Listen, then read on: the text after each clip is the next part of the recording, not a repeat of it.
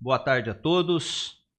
O escritório Penha Vasconcelos, Sociedade de Advogados, inicia hoje a produção do seu podcast denominado Direito com Lideranças, onde serão veiculados semanalmente no YouTube e nas nossas redes sociais.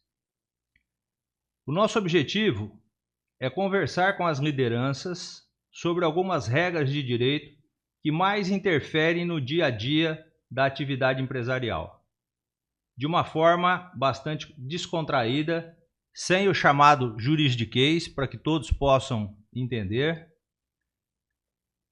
E o nosso convidado de hoje é nada mais, nada menos que o seu José Francisco dos Santos, o famoso seu Zé do Porecatu, né? Como é conhecido, e que ele é do ramo de supermercadistas. A história do seu José já é conhecida aqui na cidade. É um baiano, por incrível que pareça, né, seu Zé? Um baiano paranaense. É um baiano que se mudou muito jovem com a família para o interior do Paraná, precisamente para Porecatu, e depois foi para São Paulo, onde casou-se e constituiu família.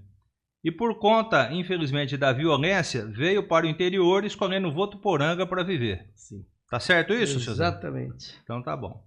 Aqui chegando, comprou o antigo supermercado Amazonas, que hoje é carinhosamente conhecido por Porecatuzinho. Exato. Tá certo também, Ana? Certíssimo. Então tá bom. Daqui a pouco eu acho que eu não vou nem precisar falar muito, porque a minha história tá certinha aí. Depois vieram outras lojas em Votuporanga e em São José do Rio Preto.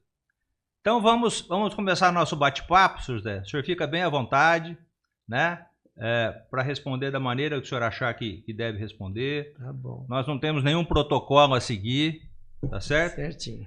Vamos lá. Quantas lojas do Porecatu possui atualmente? Para o nosso público tá sabendo. Primeiramente, doutor Celso, boa tarde para todos que estiverem nos ouvindo, né, que estiver participando aí, ouvindo a nossa entrevista. Eu queria só falar algo que me chamou a atenção no seu falar aí. O poderoso seu José do Porecatu, de jeito nenhum. Poderoso é só Deus. A gente tem realmente uma experiência boa e começamos, estamos até grande como empresa na região, sim, nós somos uma empresa grande, não somos pequena mais e nem média. Isso é o que somos taxados pelo governo, por qualquer outro. Mas a sua pergunta, quantas lojas, né?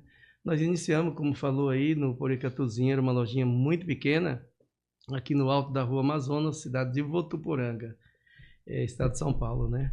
E eu vim para aqui, para essa loja, mas a gente não sabe o que está fazendo, porque o nosso desejo às vezes é um, e a realidade, ou às vezes o desejo de Deus mesmo é outro. Se eu viesse para ficar com o supermercado Amazonas, que é um supermercado, era pequeno, mas era um supermercado. Não é igual quando eu comecei em São Paulo, que era um empório Porecatu, né? Comecei no comércio lá 45 anos atrás, tenho uma boa experiência mesmo. E era 100 metros quadrados. Eu já entrei aqui numa loja de 600, 700 metros de área de venda. E se eu tivesse ficado com essa loja, no propósito que eu vim para ficar no interior, que era para se esconder realmente da violência de São Paulo, eu sei para uma cidade menor, mais tranquila, eu talvez hoje não teria o Porecatu, porque a gente ou cresce, já dando um conselho, né? Ou cresce ou desaparece. Hoje, como a gente resolveu crescer, porque a cidade nos recebeu, nos aceitou muito bem, não teve jeito de não crescer, pela fidelidade do cliente, pelo trabalho do Porecatu desde o início. Então a gente hoje cresceu bem. Você vai talvez fazer algumas perguntas nesse decorrer dos tempos nossos aí, sobre o nosso crescimento futuro. Vamos falar do que chegou até agora. Hoje a gente está. Olha quanto demorei para responder a tua pergunta. Estamos com 9 lojas, 3 em Votuporanga e 6 em São José do Rio Preto. Então, se houver a pergunta e quiser, eu falo sobre o crescimento, que nós já estamos construindo a 10ª loja. É a próxima pergunta. Tem planejamento de novas lojas? Temos. E eu creio até que agora chegou o momento. Eu vou falar aqui para todos que quiserem ouvir. Chegou com certeza do que eu estou falando. Eu não falo de qualquer jeito. Chegou o momento do Porecatu crescer. Não que nós não cresceu, é o que eu falei no início. Eu queria estar menor, mas esse meu queria acabou. porque eu vejo que se nós não crescer, nós ficamos muito pequeno, muito fraco em tudo, negociações, fica vulnerável, né? Fica, exatamente, está ficando todo mundo comprando todo mundo e a gente precisa crescer. E nós estamos, graças a Deus, pronto a crescer. Sobre o crescimento, já vou então entrando aí, a gente está com um projeto já prontinho de 4 a 5 lojas ainda para dentro de 12 meses. Uma já começou a construção, estamos comprando loja já pronta e tem outras que já estamos terminando os projetos de construção em outras cidades. A próxima mês já está a terraplanagem pronta, já está produzindo a loja na empresa de construção civil, né? Eu pensei até que nós inaugurava ela em outubro ou novembro. Devido à chuvaiada que estava tendo aí no começo do ano, foi um pouco maior, né? A gente não deve inaugurar esse ano, talvez em janeiro para fevereiro. Não quero fazer as coisas também apressadamente. Até o senhor marcar a data, né, seu Zé? Porque eu conheço o senhor marca a data e todo mundo tem que sair correndo atrás, né? Tem que ir, porque inaugura naquele dia. Acho que é algo de Deus.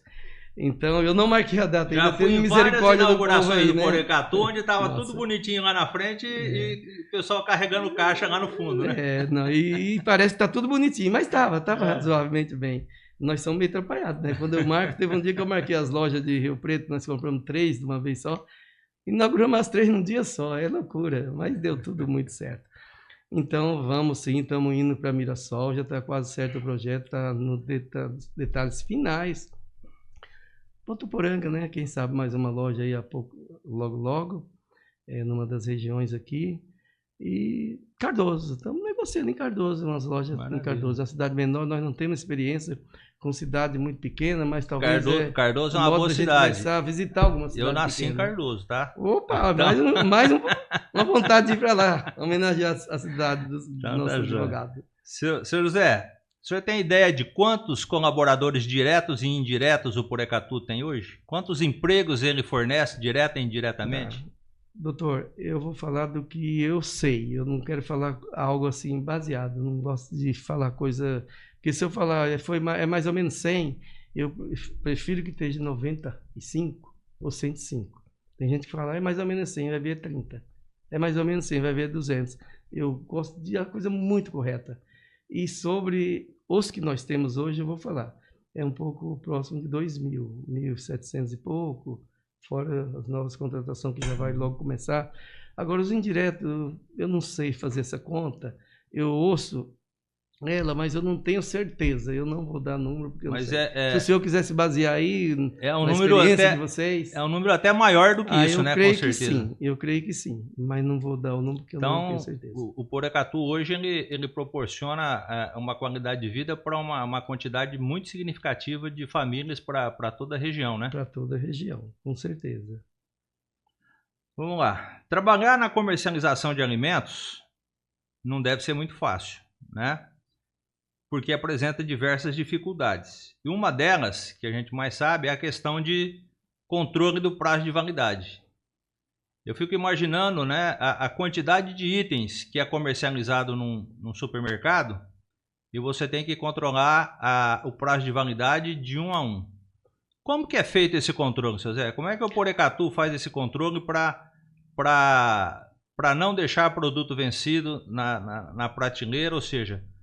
eu já sei que normalmente esse trabalho é feito uns dias antes do vencimento, né? Doutor Celso, com certeza é um dos atributos mais difíceis de um supermercado. Você vê como é que as coisas vêm mudando, né? Quando eu iniciei há 40 e poucos anos atrás, não tinha esse negócio de data. O produto estava ali, estava bom, o povo levava. Só se tivesse já apodrecendo alguma coisa ou... tivesse já embolorado, você percebia. Ninguém falava em data de validade. Nada, ninguém falava. Então era fácil, não quer dizer que a gente tinha que vender o produto estragado, jamais. Se tem alguém assim, não é o Porecatu, nunca foi. Só que com as datas hoje, perante as leis novas que vêm há muitos anos, eu acho legal, acho certo, porque não é justo as pessoas ficarem procurando, comprando sem saber. O cliente não sabe que o produto está velho, poderia estar vencido. Se tiver vencido, está marcando, porque hoje é obrigado. E poderia sim comprar produto que não estava bom para consumir. Então a lei é boa, só que exige muito da gente para poder não ter produto vencido. Como que nós controlamos isso? Tem loja nossa que tem quase 20 mil produtos, tem outros que tem 12, 11, depende do tamanho das lojas. É muito difícil. Cada comprador é obrigado a saber as compras. Só que não pode depender só do comprador. Porque às vezes chega uma mercadoria nova, os funcionários vendem a nova primeiro e deixam a outra lá vencendo. Então não vou dizer que não acontece. Acontece alguma coisinha. Hoje, pelo acordo que a gente tem com o PROCON, se achar um produto vencido na loja, nós damos em dobro. É um acordo, porque senão prendia todo mundo, porque no passado exagerava um pouco, né? Quando achava um produto vencido, ou baixava as portas do estabelecimento, ou prendia o gerente, dono. Não acho isso justo também, de jeito nenhum. Só que hoje a gente dá o produto em dobro, recolhe tudo. Se não tem troca, perde. Se tem, a empresa troca. Não tem mal nenhum nisso aí. Aí os gerentes das lojas também, nós não costumamos punir. Às vezes um puxãozinho de orelha para acordar um pouquinho os funcionários. Eles também são responsáveis pelos produtos. Eles são mais responsáveis do que a gente é eles que trocam, às vezes, a venda de um produto mais novo. É difícil. O gerente tem meta para esse controle também? A meta é não errar muito, não permitir errar muito. Não tem, vamos dizer, não tem dádiva, mas também não tem custo para eles, né? Só que não pode ir muito, porque dá problema com a fiscalização, com o cliente. O importante é que o serviço é feito diariamente. Diariamente. Tem tanto o comprador quanto o funcionário lá no chão do mercado. Tem que fazer esse controle. Só não é cobrado quando está passando no caixa, porque quem está lá no caixa não sabe de nada, coitado. Então não tem cobrança. Mas dentro da loja, no abastecimento, até dos promotores, está ali só para aquele produto da empresa dele e deixa vencer. Eu até acho que no Porecatu não vence tanta coisa, porque nós somos bem rígidos. Só que não tem, é impossível não vencer. Deve ter gente aí, que tem gente que é um pouquinho mais tranquilo, mais relaxadinho, vamos falar logo assim. Deve vencer muita mercadoria, porque não é difícil, não é fácil não. É um negócio que não é fácil na empresa. Bom, vamos falar então um pouquinho de um dos pontos fortes do Porecatu, que é a chamada feirinha, né? Eu sei que isso é uma paixão pessoal do senhor. O senhor cuida, ou pelo menos cuidava quando era menor do Porecatu, pessoalmente da feirinha, né?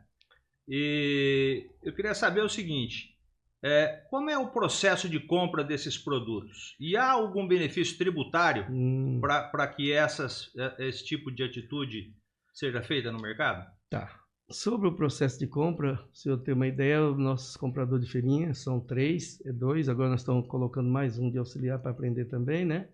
Eles estão do meu lado. Eu falo com eles do meu escritório, com eles lá se precisar. Senão eu vou lá, mas para você ver o cuidado que eu tenho com a feirinha. Foram escolhidos a dedo. Meus funcionários, 2 últimos, têm 12 anos. Um já teve mais antigo, né? Lógico.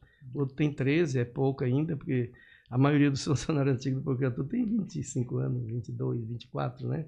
Principalmente aqui. Eu tenho alguns funcionários que veio de São Paulo, do Empório Porecatu. Então a gente cuida disso daí. Às vezes sai meio errado, não é do jeito que a gente quer, porque tem gente que não está querendo muito pegar no serviço, né? Mas se quer, fica no Porecatu. E esses compradores, eles aprenderam do jeito que eu gostaria que fosse. E conforme eu fui saindo do crescimento do Porecatu, a gente começou a pegar mercadoria na roça. Por quê? É uma coisa que é uma reclamação para quem daqui da região tiver, talvez não mude alguma coisa. O povo aqui da região, eles não plantam muita mercadoria. Nós não conseguimos comprar aqui, porque tem 50 caixas, tem 100 caixas de um produto, não dá nem para 2 lojas. Nós compramos tudo carga fechada. Então a gente tem que ir longe, em outros estados, para pegar. E o Porecatu tem uma frota de caminhão, por isso que é o segredo da feirinha. Segredo não é que todo mundo sabe, mas é a logística nossa. Nós buscamos, por exemplo, maracujá de carreta, no Rio Grande do Sul, na época da safra. Isso deve gerar um outro tipo de problema jurídico, né? Porque tem a questão da legislação do motorista de caminhão, que para se adequar a isso tem que fazer uma ginástica maluca, né? Tem, mas aí tem o povo do RH, tem advogado para pôr dentro da lei. Então, eu não consigo, mas os advogados, o pessoal coloca. Não é fácil, para nenhum, porque as leis não é fácil cumprir. Mas como a gente diz outro, no Brasil tem que rebolar, né? Para poder... O Brasil tem. Tá, continuando a pergunta. Sobre ter algum benefício fiscal, não tem. Não existe. Sobre a feirinha, sim. A feirinha, a maioria dos produtos são isentos e alguns são tributados, mas a mesma que eu tenho, todo mundo tem. A vantagem que o Porecatu tem é ser sério com o cliente, com o fornecedor, nós pagamos para eles à vista, quando não deixa chegar a carga de mercadoria para ver se ela veio boa. Esse dia nós devolvemos uma carga de de cebola da Argentina. Meu cliente não quer cebola melada nascendo. Não dá, nós não estamos lá, ele tem que saber o que está mandando para nós, que é o melhor.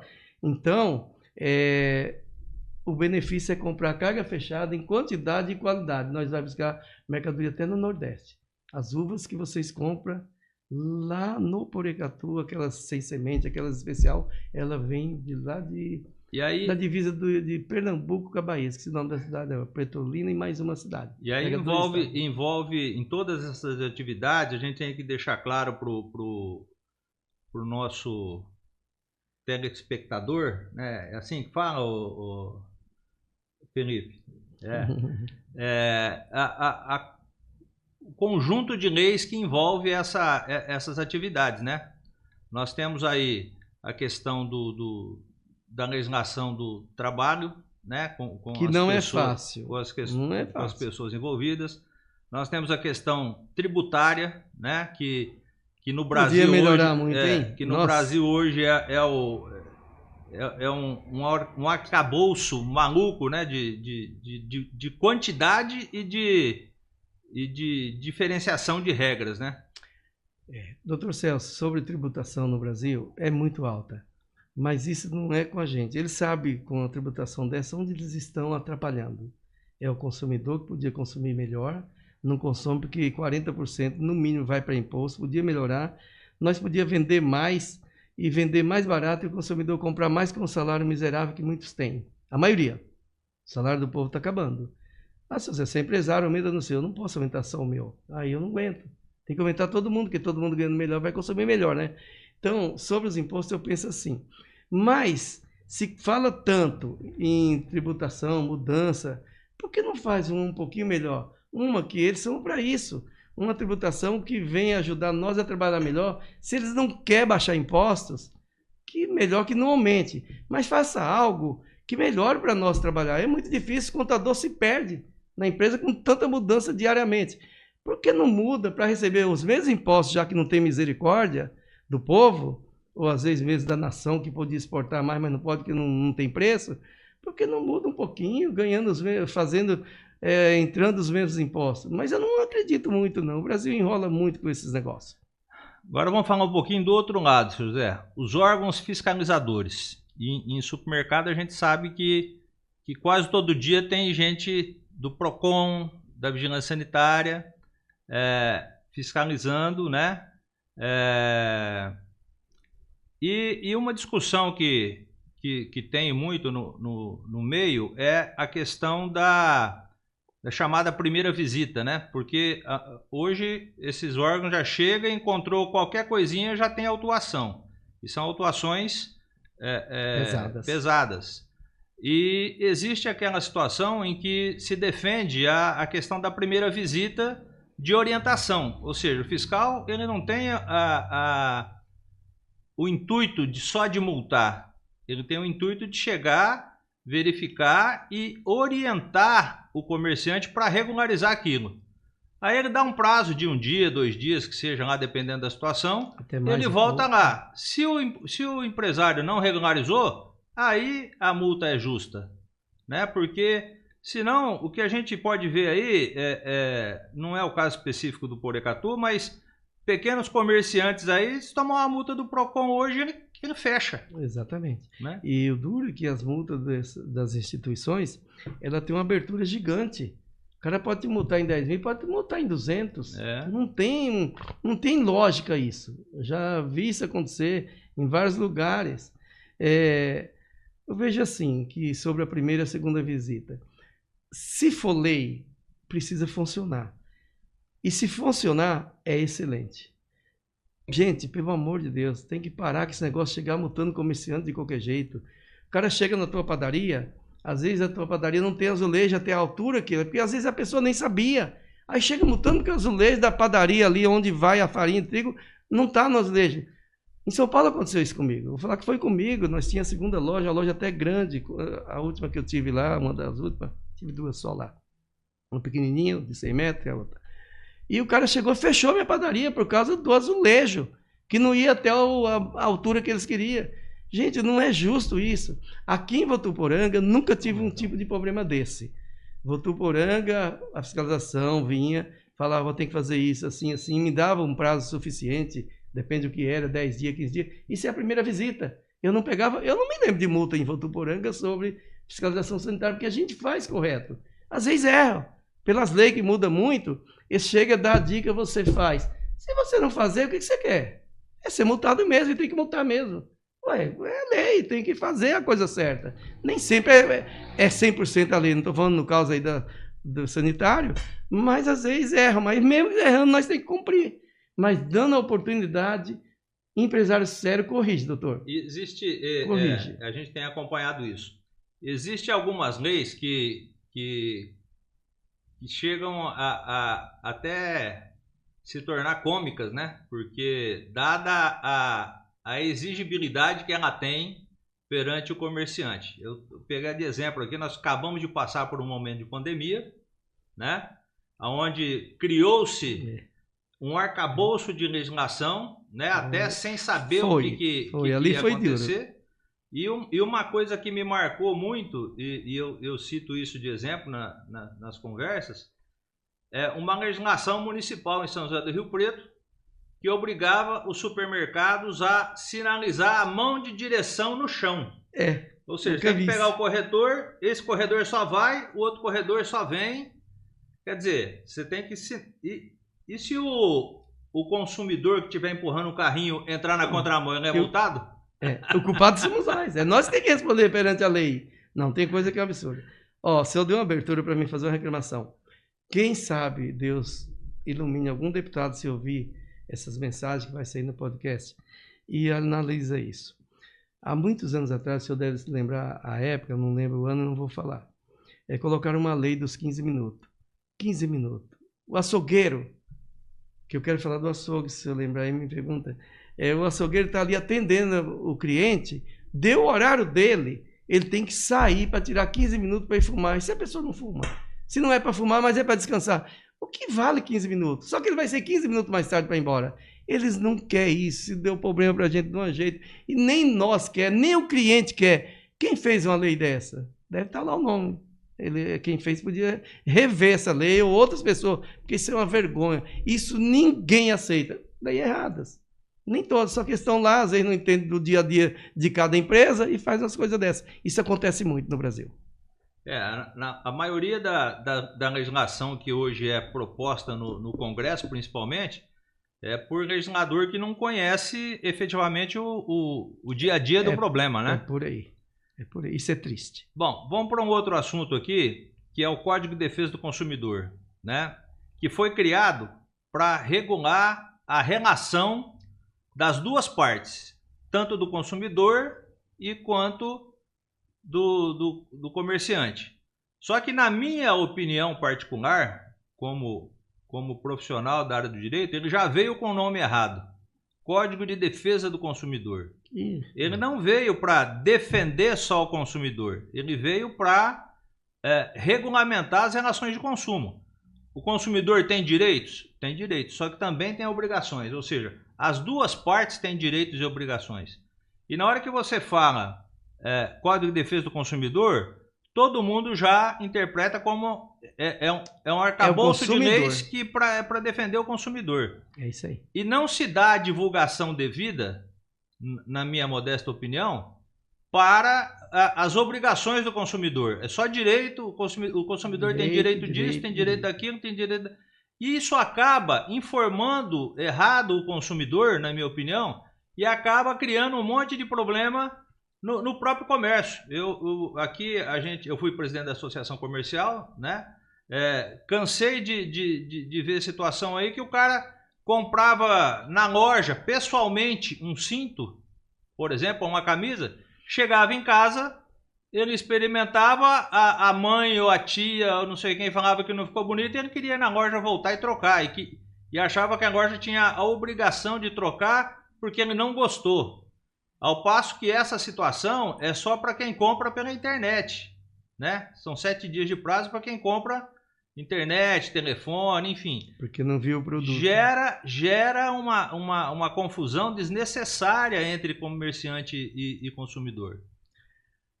Doutor Celso, sobre o que o senhor falou e tudo que o senhor falou, nem é necessário eu falar quase nada, porque o senhor já falou tudo. Ali tem só um lado. O direito, eu sou da época da Sunab, talvez, você lembra? Não, lembro. Você lembra, né? Fiscal da Sunab. Eu tenho Sunab. Um pouquinho de idade também. Essas medidas aqui novas, acho que nem lembro o que é Sunab. Nunca ouviu falar de Sunab? Não, eu sou da época da Sunab, depois entrou o direito do consumidor com o PROCON. Era a mesma coisa. Nunca deram direito algum, apesar de que para mim eu vejo que o direito do consumidor é só para o consumidor. Eles não vêem o nosso lado. Só que nem sempre todos os consumidores têm condições de saber que aquilo é um direito dele, porque não é um direito. Pessoas rasgar uma caixa de bombom, não gostou dos bombons que vem dentro, vem trocar a marca. O que é isso? Não, é brincadeira. Mas é o que o senhor falou 100%.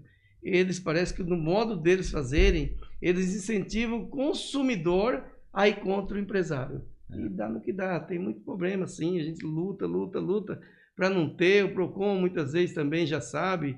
Às vezes atende o consumidor, mas já explica para ele, aquilo morre ali, porque senão ninguém trabalhava.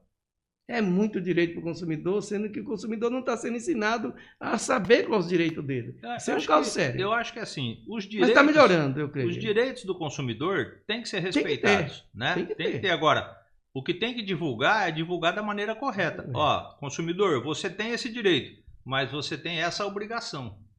Né? Não é só para um lado a questão, né? Deixa eu dar um toquezinho, porque eu não terminei, esqueci, não falei. Quando fecharam uma padaria minha em São Paulo, por causa do azulejo que estava baixo, não era na altura que eles queriam, a padaria sim, sabe? É a padaria farinha, é o depósito. Mas o depósito, a padaria da loja pagou na Vila Ema, zona leste de São Paulo. Pagou pelo depósito. Fechou minha padaria. Ainda bem que não fecharam a loja inteira. E aí eu arrumei tudo como eles queriam. Precisava fazer isso com a gente. Fim de ano, panetone. E fui lá no centro da cidade. Isso era Moca, lá, bem longinho do centro da cidade. Isso eu nunca vou esquecer na minha vida. Quando eu cheguei lá para ser atendido, acho que era Sunab ainda, era assim. Já fiquei lá um bocado para ser atendido. E me deu vontade de ir no banheiro. Eu não sei nem se lá tinha banheiro, ou se arrumava para gente. Eu fui num banheiro na frente, no centro de São Paulo, numa padaria, justamente padaria. Gente, me perdoa, mas é um absurdo. Em frente à Sunab ou PROCON, que seja, um banheiro daquele jeito, que você não podia usar, tinha que ficar em pé. De tanta mundice. E vai lá e fecha uma padaria da gente num negócio que era limpinho, só faltava azulejo. Então essas coisas revoltam a gente, doutor. Eu vou ser sincero, gosto do Brasil, o Brasil é terra maravilhosa, mas teve tempo de eu pensar em ir embora desse lugar aqui por causa dessas covardias que tem no nosso país. Bom, um outro problema que eu acredito que deva ser recorrente nos supermercados e em qualquer tipo de comércio, né, até nas nossas casas, é a questão dos furtos, né? As pessoas que acham que pode pegar um determinado produto. Até ali uma reportagem esses dias, a bola da vez agora é a picanha, né? Tem supermercado que está botando chip em picanha para não ser levada embora, né? Então, isso acontece muito no Porecatu. Como é que o Porecatu lida com essas situações? Certo. Olha, isso é um negócio muito sério. Sabe por que ele é sério? Porque as pessoas que vão lá para roubar picanha, se tiver 10, ele rouba as 10. Isso é bandido. Esse é o bandido. Consumidor que rouba um pacote de feijão, de arroz ou de biscoito para levar para casa, a gente luta para nem punir, só aconselha para não fazer isso que não está certo. Se pedir, a gente dá. Não vai chegar um pedido na minha mão ou de um gerente que ele sabe como é que nós trabalhamos. Mas a pessoa precisa mesmo. Gente, na nossa empresa, nós temos assistência social e o senhor viu ela lá. Ela vai, quando as pessoas pedem e a gente vê que o negócio é sério, nós pedimos para ela ir na casa da pessoa. Você nem ser cliente, às vezes nem compra, não dá para comprar sobre doação para ver. E a gente ajuda. Porque eu não vou dar um pacote de arroz para alguém que pede lá, para que roubar? Mas quem rouba picanha, já que você citou a picanha, é bandido. Rouba para vender para dono de mercadinho muito pequeno, principalmente restaurante. Nós temos restaurante em Rio Preto que, quando entra, infelizmente não tem como não acompanhar. Porque o cara dá um bolso para algum funcionário ou esse tipo de pessoa, até para funcionário, para levar as carnes, picanha principalmente. Doutor, é um absurdo. Eles roubam para revender, mas tem os outros também. Então nós agimos de alguns modos. Esse tipo de pessoa a gente procura tentar pegar e até fazer uma denúncia dele para poder ir diminuindo. Senão te quebra. Não dá para vender picanha. Por isso estão pondo chips. Olha lá que nós chega também. Ô guarda, você quer picanha? Você fala com o seu Isaac. Eu não sei, porque é desse jeito. Põe no cadeado. Põe no cadeado, é por aí mesmo. Seu Zé, e essa questão da carga tributária, o senhor enxerga isso como um fator impeditivo, e ele não deixa de ser, evidentemente, para determinadas ações que o senhor, como empresário do ramo de supermercado, gostaria de fazer para beneficiar o seu cliente, beneficiar o seu consumidor, e não pode fazer por conta da carga tributária? Pois é, isso é um assunto muito bom. Não tem como não ser analisado a carga. Vou dar exemplo de 2 produtos que sou eu comprador. Não compro quase nada mais na empresa, eu sou administrador. Mas eu não larguei de comprar. Por incrível que pareça, a castanha solta, caiu na minha mão. E eu compro feijão, compro arroz e açúcar. Praticamente só. Mas é bastante e me envolve um pouquinho. Vou te dar um exemplo de 2 produtos. Faço promoção direto que o senhor compra. Arroz. Arroz hoje, pelo menos até agora, no estado de São Paulo, ele chega para mim com 7% de ICM. Eu vendo para o meu consumidor com 0%. Esse 7% ele muitas vezes não fica no meu bolso. E às vezes de outras empresas também. Olha aí a carga tributária. Nós repassa ele para o consumidor. Hoje eu tenho arroz lá que você compra hoje, detona preço. É o nome vou fazer uma propaganda aqui, do Poricatu. Sexta, sábado, domingo. Está no panfleto, está na televisão. Arroz a R$ 15,95. Você pode ir na minha nota fiscal. Esse R$ 15,95 dá R$ 95 e pouco. Ele custou 102. Eu vou ter os 7% que eu tenho, eu pago imposto. Então, se ele vem de graça para mim a mais, que é a tributação do arroz e feijão só, tá? Dos que eu compro. Eu jogo ele para o consumidor. Então, já falei. Quem é que os impostos atingem, não foi? Falei ele no começo, estou falando agora. O consumidor. Eu coloco castanha do Pará, aquela que todo mundo gosta, castanha de caju. Eu coloco ela em oferta. Se ela chegar para mim a 40 conto, eu tenho que colocar mais 18%. Eu não posso pagar para o meu consumidor 18%, eu não tenho esse lucro. Eu tenho que pôr 18% em cima da castanha, para dali sair o preço para mim fazer uma promoção ou pôr o preço meu de venda. Então, influi. E quem vai pagar é vocês que estão ouvindo, é o consumidor. Agora, o país precisa sim de imposto, só precisava ser um pouquinho mais justo. Nessa linha que o senhor falou aí, eu estava assistindo uma reportagem essa semana agora, num telejornal aí, e estava falando da baixa do preço do etanol, né? E estava entrevistando até, salvo engano, era um presidente do sindicato de postos. E aí a discussão era, quando aumenta, o aumento chega na bomba no mesmo dia. Quando diminui o preço, o aumento demora, aliás, a redução demora vários dias para chegar na bomba, quando chega, né? Doutor Celso, eu vou falar algo aqui que vai contra um pouco da maioria dos consumidores, que às vezes não sabe o que está acontecendo realmente. Nem todo segmento. Eu gosto de falar daquilo que eu vivo. Eu sou comprador de feijão. Talvez responda isso aí do senhor. Nem de todos os postos. Porque nós, o posto sério ou a empresa séria que lida com o consumidor, ele quer baixar o preço quanto antes melhor, é muita guerra. Não sei na gasolina, mas é. Vou te dar um exemplo de feijão. Eu estava vindo agora há pouco para aqui, falando com um vendedor de feijão que está lá no Paraná tentando comprar feijão, por causa da chuvaiada que está entrando lá. Ele é o dono da empresa, ele mesmo foi lá para ver. Só que eu estou com o feijão dele, que eu paguei R$ 235 há 15, 20 dias atrás. Hoje ele está me vendendo a 195. Eu já comprei a 195. Mas eu já estou vendendo algum, como que eu paguei 195? Porque eu não tenho estoque. O estoque dele estava menor. Só que eu tenho feijão lá que é de 235. Como que eu vou considerar um produto que às vezes trabalha em cima do zero? Se a oferta, eu acabei de falar que nós dá até o ICM. Isso pode acontecer no posto também, né? E eu vou vender 235 e vender por 190. Não posso. De repente o cara então a gente segura um pouquinho mais, entendeu? De repente o cara do posto está com o tanque cheio, abaixa lá e ele tem que consumir aquele produto. Nós somos pegos muitas vezes de surpresa em alguns produtos. Não sei o posto de gasolina, mas porque é uma guerra danada. Eu pensei que você ia falar que o povo, quando abaixa o álcool, baixa o imposto também, o governo não gosta. Não sei, do jeito que é capaz. Mas não era essa a pergunta, né? Não é isso não. Bom, seu Zé, eu gostaria de agradecer muito a sua visita aqui e deixar o senhor à vontade aí para fazer as considerações finais aí. Tá bom. Nós falamos bastante da feirinha. A feirinha, para mim, é o privilégio do Porecatu. O Porecatu deve até ter crescido mais rápido, mas tem crescido muito, graças a Deus. E tem algumas coisas na empresa. Tem coisas, se vocês for lá comprar leite condensado, Moça, ou qualquer outra marca que é leite condensado, também, seja ela que for, qualquer prateleira de qualquer comércio, mercado, atacado, varejinho, empório, tudo é igual. Mas feirinha não é igual. Tem todos os tipos. Tem miudinha, tem média, tem extra, tem super extra. Nós, pelo menos na extra, nós chega. Eu parei de trabalhar com tudo quanto é produto muito miúdo. Apesar de que 1 quilo de algodão e 1 quilo de ferro é a mesma coisa, né?